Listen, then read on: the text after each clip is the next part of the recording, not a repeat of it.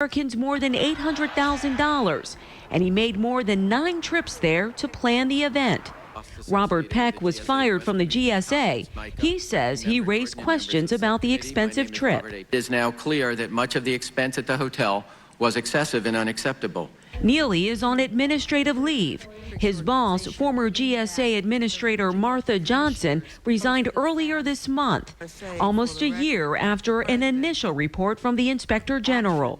I can only say that I took it so seriously, I gave up my public service career. California Congressman Jeff Denham says the days of slush funds and lavish trips are over. Where crimes have been committed, people will go to jail. The hearings will continue on Wednesday.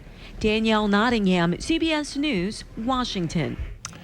All right, let's get started there. When we come back, Steve is back. He's got your complete forecast straight ahead. And also, the mega mystery will soon be over. The last person who holds a winning, record-setting Mega Millions ticket is set to come forward.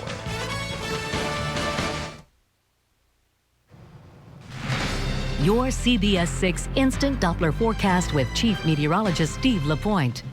Well, after our frosty night tonight, it's a great-looking Wednesday on the way. The big difference between today and tomorrow will be the lack of wind. Wind coming down in a big way, so it's nice and comfortable to be outside. Kind of chilly early on with a lot of sunshine. We're popping to about 43 at 8 o'clock, and then eventually into the low 60s. Might get some high, thin cirrus clouds coming in through the day, but otherwise, loads of sun and, again, lighter winds looking nice. Now, we've got a weak front moving through right now, and the wind at the steering level in the atmosphere is shifting a little bit more westerly. Most of the day it's been from the southwest, and that's why we've had these little waves of high thin cirrus clouds coming in. But again, as we get that wind shift here, it's tending to push the high clouds farther east. We've got clearing going on right now. And the air mass very, very dry and getting drier with the passage of that front. So we're filtering in even some cooler air, which again will set the stage for some pretty chilly temperatures later tonight. At the moment, the numbers haven't fallen off that much, courtesy of the patches of clouds and the breeze, which is still anywhere from 10 to 15. That's going to have to drop and should over the next couple of hours. But for now, not too bad. Millbrook down here in Dutchess County in the mid-50s. Hudson to Brunswick close to 50. Landgrove, Vermont in the mid-40s right now. These are numbers from our WeatherNet 6 spotters. Warrensburg and Porter Corners at 48. Duanesburg at 46. Indian Lakes cooler at 36 degrees. Hessville at 40.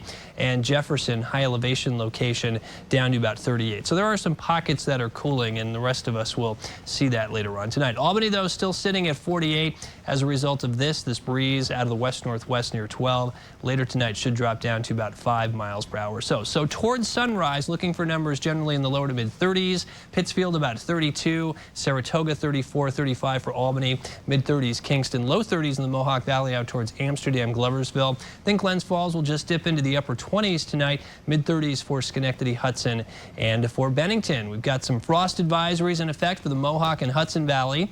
The pink shaded counties here out across the western Catskills, Otsego, Delaware, and the southern tip of Warren County under freeze warnings where temperatures will be cooler.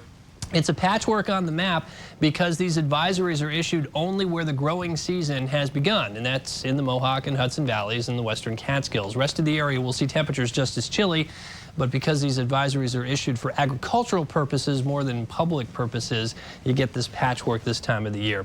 So everybody's cold tonight, there's no doubt about it, but a nice recovery tomorrow. Low 60s should do it most spots from Albany to Pittsfield up to Saratoga Springs, mid-60s down towards Kingston. Hudson about 65, Glens Falls, Bennington 60, 61 for Cobleskill, and Schenectady about 62. Then we start to warm. More of a southwesterly flow. Warm front goes by Thursday into Friday, so we're close to 70, if not a couple of degrees higher than that. Friday's cloudier, might be some showers for the Adirondacks and Vermont. Shower chances for the entire region will increase on Saturday, but I'm thinking we'll be on the warmer side of the front. So 60s, maybe 70, depending on how quickly the front moves through. Better bets for steadier rain still look to be in the cards for Sunday, Monday, maybe extending into Tuesday. Somewhere in that time period, still strong signals that we'll see rain and potentially significant rain, maybe even some high elevation snow. One scenario would have that happening later Monday night into Tuesday. Say for the Adirondacks and the Green Mountains, could be some snow, which is certainly not unprecedented. That happens into May. They had some big snow at Killington recently, right? Very recently, yeah, a week or two back, 19 inches or so, and a lot of the higher spots were getting, getting some snow. We need the rain, that's for sure. So we are the third driest year on record to date. We are at half our normal rainfall. So yeah, we need the rain in a big way. All right, thank you very much, Steve. Well, if you ever dreamed about battling a blaze, local fire departments want to hear from you. We're going to explain that. Also, with the deadline looming, one local post office had you covered, extending their hours for last-minute tax filers. Employees at the post office on Carner Road in Colonie were working late tonight. The post office there stayed open until 8:30 for last-minute income tax filers. The Carner Road location was one of the only offices in the region to stay open late this year. That's due in part to more people filing online. According to the IRS, 77% of the 143 million individual 2010 tax returns were filed electronically. Cleanup crews still trying to contain an oil spill in Whitehall. The leak was first discovered Monday afternoon near Skeensboro Park. Police say the oil appeared to be coming from a storm drain and was leaking into the Champlain Canal. The DEC set up containment booms to absorb it, and they are working on finding the source of that spill. Volunteer fire departments are looking for new recruits. This weekend, departments across New York State are hosting open houses in hopes of attracting new volunteers. Some could even work behind the scenes, some on the front lines. If you're interested in joining, fire officials say just stop by your local department for more information. And the final winner of a three-way record-setting Mega Millions jackpot will come forward tomorrow. The third winning ticket was sold in Illinois. That person will collect $218.6 million in the southern Illinois town of Redbud. That's where the ticket was sold. Two other winning tickets were sold in Maryland and Kansas, where the prizes have been claimed anonymously. Illinois, like New York, requires their winners to come forward publicly. Can't wait to check that person or persons out. All right, stay tuned. Doug has sports coming up next. CBS 6 Sports with Doug Sherman. Welcome back, everybody. Bob Ford has been UAlbany's only head football coach ever since the program was reinstated back in 1970. His legacy and his name will endure. After decades of overcoming inadequate facilities, ground was finally broken today on the University at Albany's new multi-sport stadium. Appropriately, Ford was behind the controls of the backhoe. And even more apropos, Ford's name will grace the new facility, which will sit just east of Sefcu Arena. Ford built a club team into a Division I AA NCAA tournament team, a program that has produced multiple NFL players. Now, he accomplished it all without much more than an open field and a few bleachers. Until now, Bob Ford Field changes all of that. When I first came here in 1970, we shortly before that were a state teachers college. Very quickly, we became a university, and very, very quickly, we became a great university. Athletics trailed behind for many, many years. Division III program, Division II, then finally the Division I. I have been extremely proud to represent this university for 43 years. And thank you for everything that you folks have put into this to make this day to come to a reality. Bob Ford Field is scheduled to open in the fall of 2013. It will have a seating capacity of about 8,000.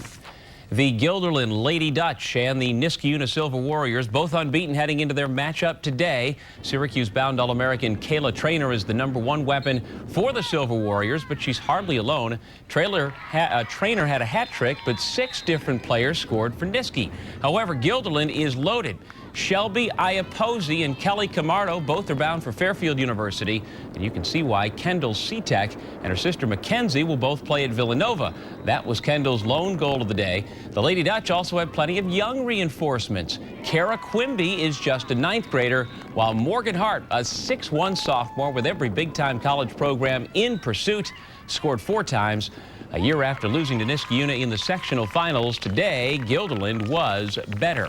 Boys lacrosse today, Shaker defeated LaSalle and Shenendehowa knocked off Colonie.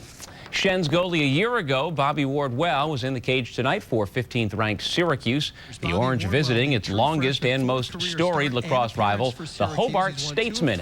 Wardwell faced a couple of good Hobart shots early. He stopped them both, which allowed SU's offense to get going. For the night, Wardwell made 11 saves. He allowed 12 goals, and Syracuse scored 13. The Orange escapes Geneva with a 1-goal win. The Chicago Blackhawks have recalled former RPI engineer Brandon Peary, while the Detroit Red Wings have called up Brian Lashoff of East Greenbush. Both were healthy scratches tonight. Also, the New Jersey Devils scored 3 unanswered goals in the first 6 minutes and lost the game. Florida rallies for a 2-1 series lead. Both the Celtics and Knicks look like they could be dangerous for higher-seeded opponents in the upcoming NBA playoffs. They squared off tonight at Madison Square Garden, and Tyson Chandler was a one-man wrecking crew in the paint for New York. In very short order during the third quarter, Chandler had not 1, not 2, but 3 slam dunks. The Knicks led 96-84 after 3 quarters. Chandler scored 20. Steve Novak, 8 of 10 from beyond the arc. He would score 25. Carmelo Anthony scored 35. The Knicks outgunned the Celtics. Paul Pierce, 43, in a losing cause. From Manhattan up to the Bronx, the Yankees hosted the Twins tonight. Plenty of fireworks in the third inning. Denard Span ejected by home plate umpire Blake Gibson, who then tossed Minnesota manager Ron Gardenhire. So Cleat Thomas took Span's place in the batter's box. And facing CC Sabathia, Thomas promptly ripped an RBI double to give the Twins the lead. It was 3-1 when Sabathia finally got out of the jam thanks to Brett Gardner. CC would settle down and pitch into the 8th inning. Then in the bottom of the third, backup catcher Chris Stewart puts New York on top to stay with a 2-run single. He would knock in 3. The Yankees defeat the Twins. Things in Boston are going from bad to worse very quickly. On Sunday, new manager Bobby Valentine questioned his third baseman Kevin Youkilis. On Monday, Valentine apologized after his second baseman Dustin Pedroia ripped him for questioning Uke. And then tonight, the Red Sox got hammered by Texas 18-3. They are a bumbling mess. John Lester only lasted 2+ innings. Things at Fenway are getting very, very ugly. Johan Santana only pitched 1 1/3 innings tonight in Atlanta. It's his first bad start since coming back from shoulder surgery. After taking away a home run with his glove last night, Jason Bay dropped a routine fly ball tonight, which led to an unearned run. Santana was tagged for 6 runs. Fortunately, his shoulder is just fine, but the Mets lose 9-3 to the Braves. And finally, Tim Stauffer threw his first bullpen session today since going on the DL with an elbow strain. The Spa Catholic grad is scheduled to throw another this weekend, and Stauffer could join San Diego's rotation by early May. Greg, back to you. All right, thank you very much, Doug. We are out of time. Letterman's coming your way next. We are always online, and we'll see you again tomorrow. Good night. Closed captioning sponsored by Albany Medical Center, known for our expertise, chosen for our care.